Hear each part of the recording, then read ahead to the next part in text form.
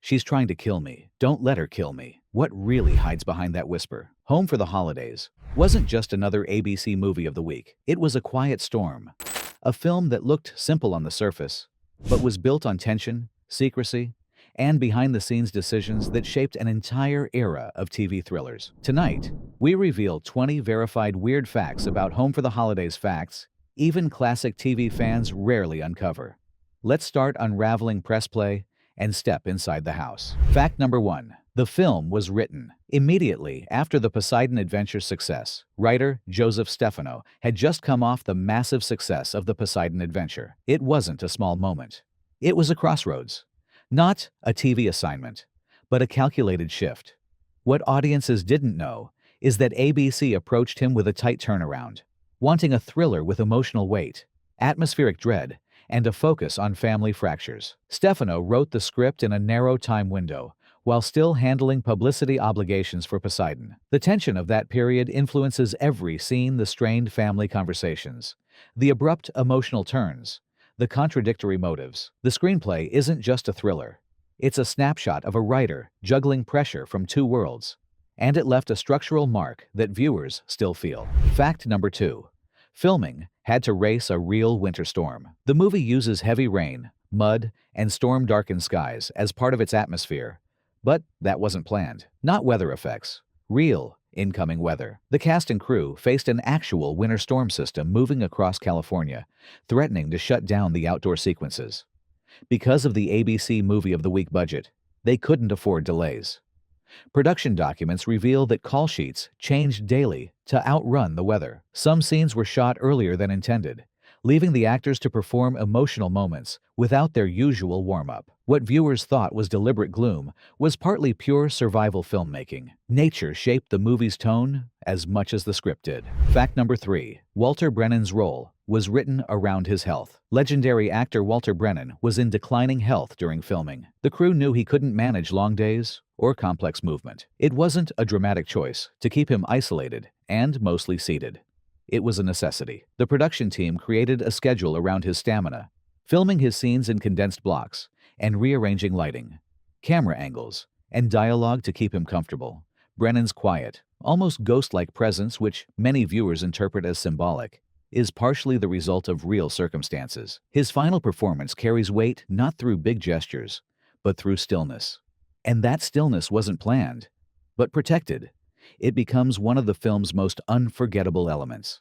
Fact number 4. The cast was picked for their ability to convey contained panic. Producer Paul Younger. Witt wanted the film to feel tense without anyone screaming through the story, not big emotions. Controlled fear. So the casting targeted actors who excelled in subtle reactions. Eleanor Parker, Sally Field. Julie Harris, Jill Haworth. Records note that Parker was chosen for her ability to shift moods mid-sentence, and Field for her instinctive realism. Harris brought stage-trained emotional layering, while Haworth added uncertainty that made the film feel unpredictable. The design was deliberate. Every character looks like they're hiding something because the actors were directed to hold back rather than release. Tension builds not from action, but restraint. Fact number 5. The film had almost no rehearsal time. Low-budget TV thrillers moved quickly, but this one moved faster. Not a rehearsal period. A scramble. Actors often received revised pages the same morning as filming, forcing them to internalize new emotional beats in minutes. Sally Field recalled in an interview years later that ABC telefilms shot almost like live theater, with minimal time to fix mistakes. That pressure creates the film's jagged rhythm. Scenes feel slightly off balance, not due to editing, but to actors adjusting mid-performance. The sense of unpredictability that fans love is literally built into the workflow. Fact number 6.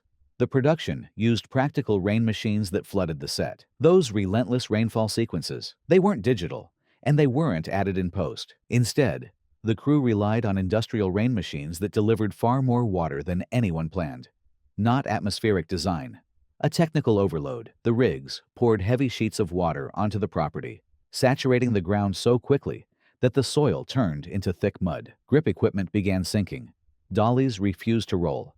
Electrical cables had to be lifted onto makeshift platforms just to avoid contact with rising puddles. At least one filming unit temporarily halted because lighting stands became unstable in the shifting ground. What audiences interpret as a beautifully gloomy environment was, behind the scenes, a frantic battle to keep equipment upright and actors safe. The storm becomes a character in the film because it nearly became the film's undoing.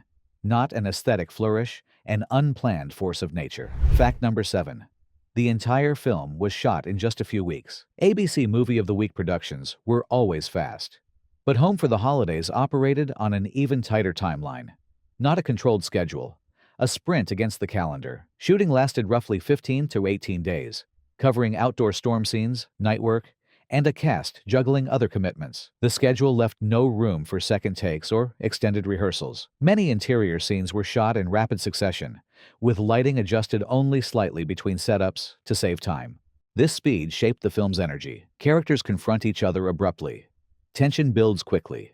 Secrets spill before anyone can regain composure. What feels like deliberate pacing is the rhythm of a production forced into constant forward motion. The house becomes a pressure cooker, partly because the set was everyone working under relentless time limits. Not a slow burn thriller, but a story built from compressed intensity. Fact number 8. Sally Field took the role to break out of comedy. When Sally Field joined the cast, she was still largely associated with her lighthearted earlier roles. She wasn't yet the acclaimed dramatic performer audiences now recognize. Not a comfortable choice. A calculated career pivot. Field accepted the part specifically to push against the comedic typecasting that followed her. The film gave her a chance to explore fear, tension, and emotional restraint traits she would later master in her award-winning work. You can see early hints of her future range in the way she reacts to stress, distrust, and family conflict. For Field, Home for the Holidays wasn't just another credit. It was a turning point. A small, made-for-TV thriller became a quiet milestone in her transformation from a comedic presence to a respected, dramatic actor. Not widely discussed, but foundational to her evolution as a performer. Fact number 9. The director used tight frames to hide the budget. Director John Llewellyn Moxey understood how to turn limitations into strengths. Faced with a modest budget and a confined location, he leaned into close-ups and tight framing. Not an artistic flourish, a survival technique. Tight shots hid the lack of expansive sets and disguised the fact that the house's rooms were smaller than they appeared on camera. Confining the frame also intensified emotional exchanges, forcing characters into visually uncomfortable proximity. Viewers feel trapped in the house because the camera is trapped with them.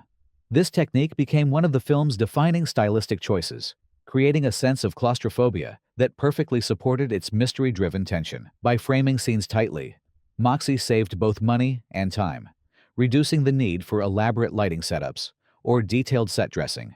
Not just direction ingenuity under constraint. Fact number 10. The score was repurposed from ABC's music library. Before we move on, go ahead and like and subscribe, because the next detail reveals just how resourceful vintage TV productions truly were. The music in Home for the Holidays wasn't composed for the film, not a bespoke score. A curated patchwork. ABC reused selections from its licensed music library, rearranging existing cues to match the film's pacing and tone. While this wasn't unusual for the era, this movie relied on library tracks more heavily than most. Editors sifted through dozens of existing compositions, layering them to create suspense, dread, and emotional spikes. What sounds like a meticulously crafted thriller score is actually a puzzle of repurposed pieces. That's why many viewers find the music strangely familiar. They likely heard variations of it in other ABC telefilms of the period. Not original music, but unexpectedly effective alchemy. Fact number 11. Eleanor Parker's performance came from real exhaustion. Eleanor Parker delivers one of the movie's most haunting performances, portraying a woman frail, frightened, and emotionally frayed. But much of that authenticity stemmed from real exhaustion, not method acting, genuine fatigue. Production days were long, and Parker was managing other professional obligations simultaneously. By the time she arrived on set, she often carried the weight of real-life tiredness. Rather than hide it, the filmmakers embraced it. Her trembling posture, distant gaze, and soft, wavering voice all added layers of vulnerability that perfectly aligned with her character's fears. Behind the scenes, Parker pushed through demanding call times, yet on camera, her strain translated into emotional depth. The exhaustion that could have hindered her instead amplified the film's tension. Not calculated technique. Authentic human weariness captured on film. Fact number 12. The film used only one main house location. The entire film unfolds inside and around a single rural home, not a studio build, but a real property rented for production, not a controlled backlot. A lived-in location. Using one house cut costs, but it created logistical challenges. The crew had to protect delicate flooring, antique furniture, and original architecture while filming scenes filled with rainwater, mud, and frantic movement. Electrical setups had to be reconfigured continuously to adapt to tight hallways and uneven lighting sources. Every camera angle was chosen with precision to make the home appear larger, more complex, and more ominous than it truly was. The result is a setting that feels like a maze of secrets. Even though it's just one residence, the house becomes a character itself, not through size, but through how cleverly it is filmed. Resourcefulness masked as grandeur. Fact number 13. Julie Harris was the cast member who anchored the tone. Julie Harris brought award-winning theater discipline to the production, and her presence reshaped the tone on set. Not a supporting actor, a stabilizing force. Crew members recalled that scenes often settled the moment Harris began performing. Her controlled delivery, careful pacing, and layered emotional approach encouraged other cast members to mirror her restraint. In a fast-paced shoot, filled with rushed takes and shifting call sheets, Harris provided consistency. She grounded scenes that might otherwise have felt chaotic, creating a steady emotional center that the film desperately needed. Her influence helped maintain the thriller's subtle tension, not loud, but simmering under each line of dialogue. Without her steadying effect, the film's delicate balance between mystery and melodrama could have faltered under production pressure. Not the loudest presence, but the one that held everything together. Fact number 14. The raincoat killer design was a late addition. The now iconic image of a mysterious figure in a raincoat holding a pitchfork wasn't part of Joseph Stefano's earliest drafts. It wasn't a long-planned visual motif. It was a production fix. Early concept art shows a different type of antagonist, but wardrobe limitations and the tight ABC Movie of the Week schedule forced a fast redesign. The costumers needed something that could hide body shape, mask identity, and allow multiple performers, including stunt doubles, to rotate through scenes without continuity problems. A raincoat solved everything at once. It was cheap, it concealed the performer, and it photographed beautifully under storm lighting. What audiences didn't know is that the silhouette became unsettling purely by accident. Not a stylistic choice, but a practical shortcut. And yet that shortcut created one of the most memorable images in early television thrillers, shaping the movie's eerie personality forever. Fact number 15. The film premiered to surprisingly high ratings. When Home for the Holidays aired, expectations were modest. It was a telefilm with a small budget, a short schedule, and no theatrical release. Not a major studio gamble. A quiet experiment, but the premiere shocked ABC executives when ratings came in significantly higher than predicted. Several factors worked in its favor at once. Winter timing, a recognizable cast led by Walter Brennan and Sally Field, and the public's growing appetite for mystery-driven thrillers. TV critics responded favorably, praising its atmosphere and stating that it felt more cinematic than most telefilms. That comment mattered. ABC had been trying to elevate the quality of its Movie of the Week format. The success of Home for the Holidays encouraged the network to pursue more domestic suspense stories. Not a one-off hit, but a programming catalyst. It quietly nudged ABC toward a wave of similar thrillers throughout the mid-1970s. Fact number 16. It became a quiet influence on later holiday thrillers. Though rarely mentioned in mainstream retrospectives, Home for the Holidays quietly influenced a wave of later holiday-turned-dangerous thrillers. Not a blockbuster legacy, a hidden blueprint. Its use of a confined house, distrust between family members, and a storm that isolates characters became structural templates for later writers. Interviews from 1970s and 1980s television creators show several acknowledging they borrowed the pressure cooker setup from early ABC telefilms like this one. Its fingerprints appear in suspense-driven holiday episodes, made-for-TV movies, and even early slasher films that also hinge on isolation and paranoia. What seems simple today, a storm, a fractured family, a mysterious threat, was relatively fresh when this film aired. Its influence isn't loud or celebrated, but it persists through echoes in later works. Not a headline maker, but a foundation stone quietly supporting a subgenre of winter mysteries for decades. Fact number 17.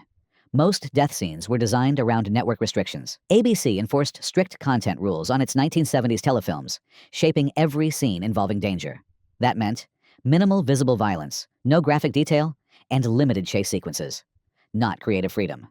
Creative restraint. Joseph Stefano and director John Llewellyn Moxey had to imply threat rather than show it. They leaned heavily on sound cues, sudden gusts, footsteps, distant crashes, and lighting shifts that cast long, threatening silhouettes. Actors were directed to react as if the danger was inches away, even when the camera revealed almost nothing. The result was an eerie mood, built from suggestion rather than spectacle. What audiences remember most isn't what they saw, but what they filled in. That psychological approach gives the film its longevity. It trusts atmosphere over explicit action, proving that limitations can generate lasting tension. What ABC restricted, the filmmakers turned into a signature aesthetic still admired in retro thrillers today. Fact number 18. The pitchfork was chosen for practical safety reasons. Of all weapons available, the pitchfork seems like a symbolic choice. Rustic, frightening, tied to rural imagery. But that wasn't the goal. Not a symbolic tool. A safe one. The props department selected it because its prongs could be spaced, softened, and padded with far less risk than knives or blunt objects commonly used in thrillers. The length of the handle also helped stunt coordinators design movements with safer distance, reducing the chance of accidental contact when filming in rain or low visibility. Behind the scenes, the weapon was a lightweight, flexible prop engineered for controlled motion. Under storm lighting, it looked angular and menacing, but up close it was mostly foam, paint, and careful construction. Audiences interpreted it as a terrifying rural instrument. The crew viewed it as the safest workable option. Not a thematic statement, but a practical triumph that accidentally created an unforgettable visual. Fact number 19. ABC promoted the film using its cast, not its plot. Unlike many thrillers, Home for the Holidays wasn't marketed with dramatic scenes or plot reveals. ABC adopted a cautious approach, not mystery-driven promotion. Protective strategy. The network feared that the film's family-based tension might appear too similar to other telefilms if too much story was disclosed. Instead, the marketing leaned on the recognizable names: Walter Brennan, Eleanor Parker, Sally Field, Julie Harris. Promotional materials focused on portraits, short taglines, and atmospheric still images rather than clips. This created an aura of intrigue without giving away twists. Ironically, this conservative strategy worked better than expected. Viewers tuned in because the cast suggested credibility and emotional depth, and the vague hints of a stormy family confrontation piqued curiosity. Not revealing the plot became the hook, proving that restrained marketing can be stronger than overt hype, especially in an era when viewers discovered telefilms largely through weekly TV guides. Fact number 20. Many viewers didn't realize it was a Christmas film. Despite its title and timing, Home for the Holidays rarely registers as a Christmas film to first-time viewers. The holiday elements are deliberately understated. No bright ornaments, no seasonal music, no warm gatherings. Not a festive thriller. A winter story dipped in dread. Joseph Stefano wanted the holiday to function as emotional contrast. A season associated with closeness becomes the backdrop for distrust and fear. By avoiding traditional cues, the story feels colder and more isolating. This subtle approach makes the setting almost invisible, which is why many viewers remember the storm and the house far more vividly than the date itself. The muted holiday atmosphere gives the film a strange uniqueness. It is technically a Christmas thriller, yet visually, it hides that identity. Not celebratory, but ironic. A holiday normally tied to comfort becomes the stage for suspicion, turning winter into a psychological weapon. Home for the Holidays wasn't loud, flashy, or widely discussed, but its backstage struggles, tight scheduling, practical effects, and cleverly masked limitations created something lasting, not just a TV thriller. A piece of atmospheric storytelling that influenced an entire decade of domestic mysteries. If you enjoyed uncovering these hidden secrets, hit like, subscribe, and tell us which vintage TV thriller you want exposed next. And remember, in filmmaking, storms don't just happen on screen. They happen behind the camera too.